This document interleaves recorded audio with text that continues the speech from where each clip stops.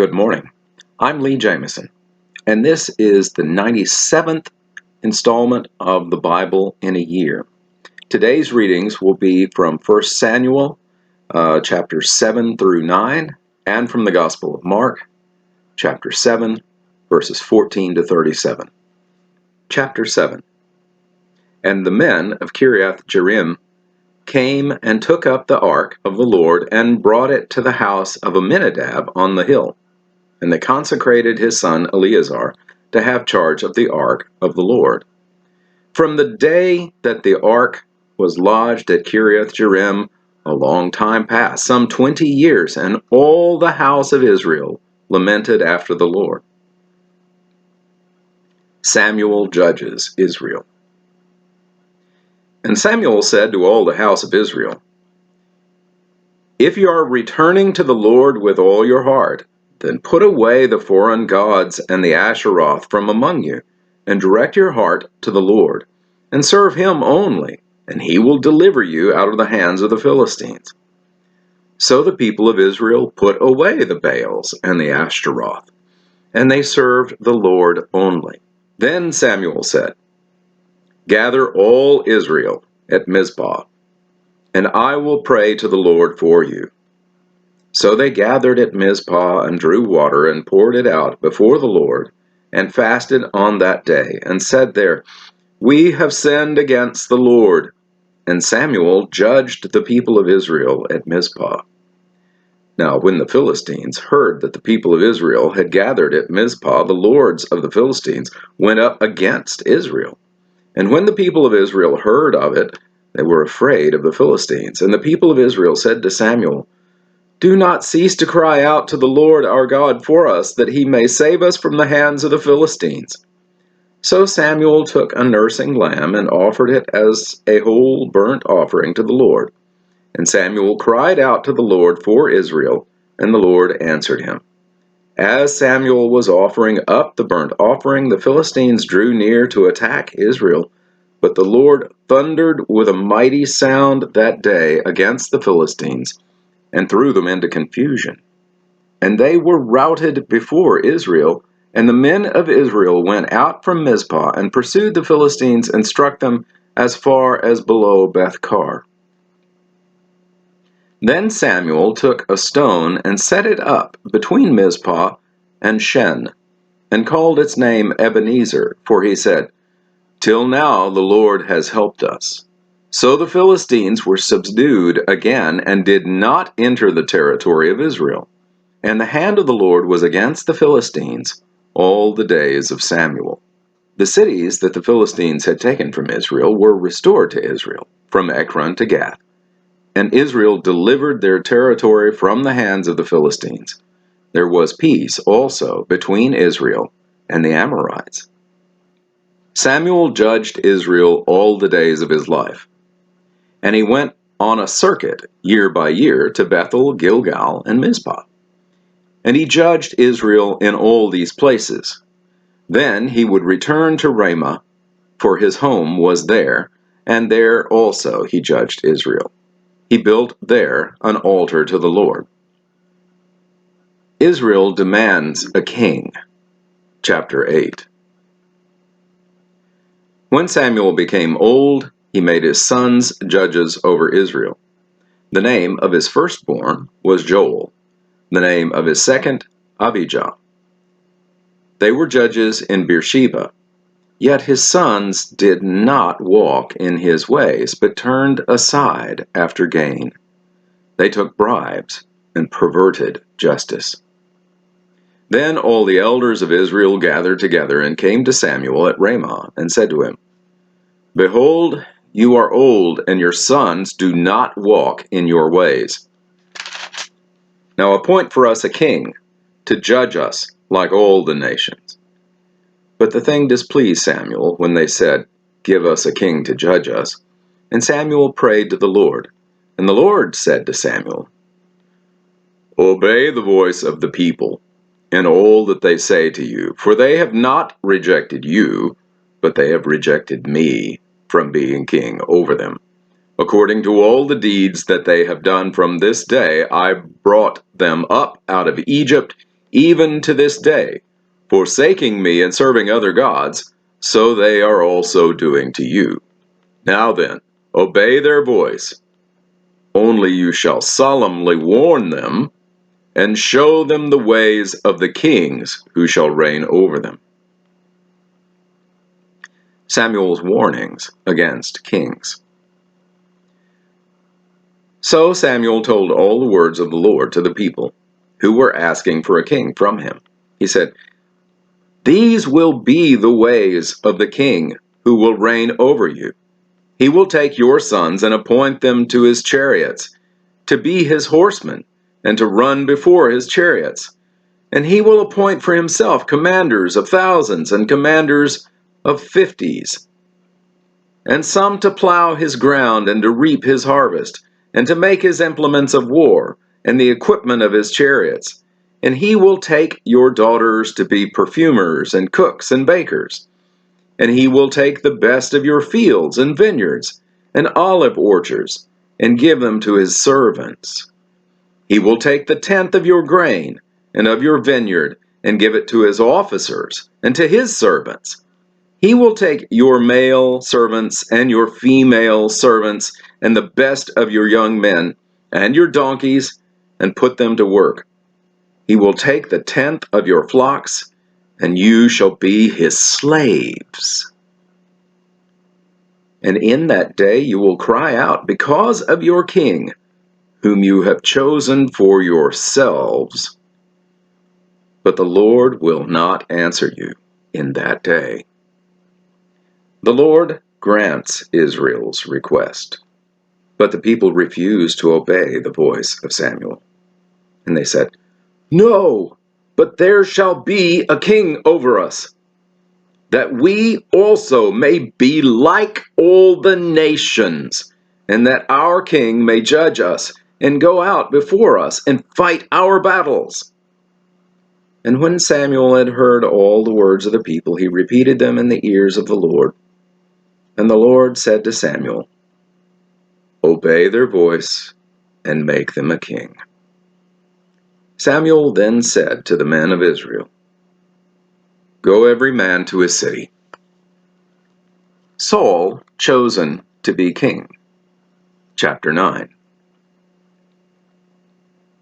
There was a man of Benjamin whose name was Kish, the son of Abiel, son of Zeror, the son of Rechorath, son of Appiah, a Benjaminite, a man of wealth. And he had a son whose name was Saul, a handsome young man. There was not a man among the people of Israel more handsome than he. From his shoulders upward he was taller than any of the people. Now the donkeys of Kish, Saul's father, were lost. So Kish said to Saul his son, "Take one of the young men with you. Arise, go and look for the donkeys." And he passed through the hill country of Ephraim, and passed through the land of Shalishah, but they did not find them. And they passed through the land of Shaalim, but they were not there. And then they passed through the land of Benjamin, but did not find them. When they came to the land of Zuph, Saul said to his servant who was with him, "Come, let us go back, lest my father cease to care about the donkeys and become anxious about us." But he said to him, "Behold, there's a man of God in this city, and he is a man who is held in honor. All that he says comes true. So now let's go there. Perhaps he can tell us the way we should go." Then Saul said to his servant, "But if we go, what can we bring the man? For the bread in our sacks is gone, and there's no present to bring the man of God. What do we have?" The servant answered Saul again, "Here, I have with me a quarter of a shekel of silver, and I will give it to the man of God to tell us our way." Formerly in Israel, when a man went to inquire of God, he said, "Come, let us go to the seer," for today's prophet was formerly called a seer. And Saul said to his servant, "Well said. Come, let's go." So they went to the city where the man of God was.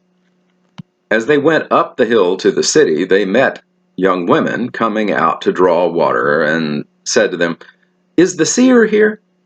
They answered, "He is. Behold, he is just ahead of you. Hurry, He has come now to the city because the people have a sacrifice today on the high place. As soon as you enter the city, you will find him, before he goes up to the high place to eat. For the people will not eat until he comes, since he must bless the sacrifice. Afterward, those who are invited will eat. Now go up, for you will meet him immediately." So they went up to the city. As they were entering the city, they saw Samuel coming out toward them on his way up to the high place. Now the day before Saul came, the Lord had revealed to Samuel, "Tomorrow about this time I will send you a man from the land of Benjamin, and you shall anoint him to be prince over my people Israel. He shall save my people from the hand of the Philistines, for I have seen my people because their cry has come to me." When Samuel saw Saul, the Lord told him, "Here is the man of whom I spoke to you. It is he who shall restrain my people." Then Saul approached Samuel in the gate and said, "Tell me, where is the house of the seer?" Samuel answered Saul, "I am the seer. Go up before me to the high place, for today you shall eat with me, and in the morning I will let you go and will tell you all that is on your mind. As for your donkeys that were lost 3 days ago, do not set your mind on them, for they have been found. And for whom is all that is desirable in Israel? Is it not for you and for all your father's house?" Saul answered, "Am I not a Benjaminite, from the least of the tribes of Israel? And is not my clan the humblest of all the clans of the tribe of Benjamin? Why then have you spoken to me in this way?" Then Samuel took Saul and his young man, and brought them into the hall, and gave them a place at the head of those who had been invited, who were about 30 persons. And Samuel said to the cook, "Bring the portion I gave you, of which I said to you, put it aside." So the cook took up the leg and what was on it, and set them before Saul.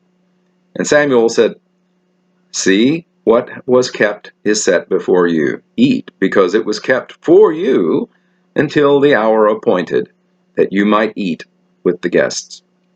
So Saul ate with Samuel that day. And when they came down from the high place into the city, a bed was spread for Saul on the roof, and he lay down to sleep. Then at the break of dawn, Samuel called to Saul on the roof, "Up, that I may send you on your way." So Saul arose, and both he and Samuel went out into the street. And as they were going down to the outskirts of the city, Samuel said to Saul, "Tell the servant to pass on before us. And when he has passed on, stop here yourself for a while, that I may make known to you the word of God." And that concludes the reading in 1 Samuel. And now Mark 7:14 through 37. And he called the people to him and said to them, "Hear me, all of you, and understand. There is nothing outside a person that by going into him can defile him. But the things that come out of a person are what defile him." And when he had entered the house and left the people, his disciples asked him about the parable. And he said to them, "Then are you also without understanding? Do you not see that whatever goes into a person from outside cannot defile us, since it enters not his heart, but his stomach, and is expelled?" Thus he declared all foods clean. And he said, "What comes out of a person is what defiles them. For from within, out of the heart of a man, come evil thoughts, sexual immorality, theft, murder, adultery, coveting, wickedness, deceit, sensuality, envy, slander, pride, foolishness. All these things come from within, and they defile a person." The Syrophoenician woman's faith. And from there he arose and went away to the region of Tyre and Sidon. And he entered a house, and did not want anyone to know, yet He could not be hidden. But immediately a woman whose little daughter had an unclean spirit heard of him and came and fell down at his feet. Now the woman was a Gentile, a Syrophoenician by birth, and she begged him to cast the demon out of her daughter. And he said to her, "Let the children be fed first, for it is not right to take the children's bread and throw it to the dogs." But she answered him, "Yes, Lord. Even the dogs under the table eat the children's crumbs." And he said to her, "For this statement you may go your way. The demon has left your daughter." And she went home and found the child lying in bed, and the demon gone. Jesus heals a deaf man. Then he returned from the region of Tyre and went through Sidon to the Sea of Galilee, in the region of the Decapolis. And they brought to him a man who was deaf and had a speech impediment. And they begged him to lay his hands on him. And taking him aside from the crowd privately, he put his fingers into his ears, and after spitting, touched his tongue, and said, "Look up to heaven." And looking up to heaven, he sighed and said to him, "Ephphatha," that is, be opened.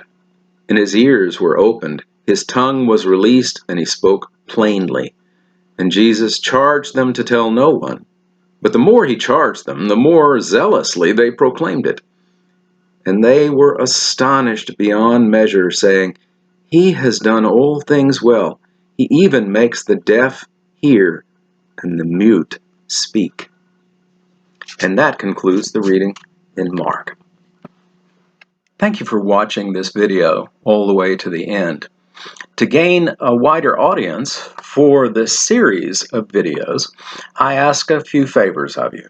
First, please like the video and subscribe to the channel. You can also click on a bell icon, and that will make sure that you receive notifications when new videos come out. Then, if you have comments or questions, even if they're critical, I want to hear from them. Be civil, of course. The YouTube algorithm rewards videos that receive audience participation. So I appreciate your input. You are a part of this channel as well. Thank you, and have a blessed day.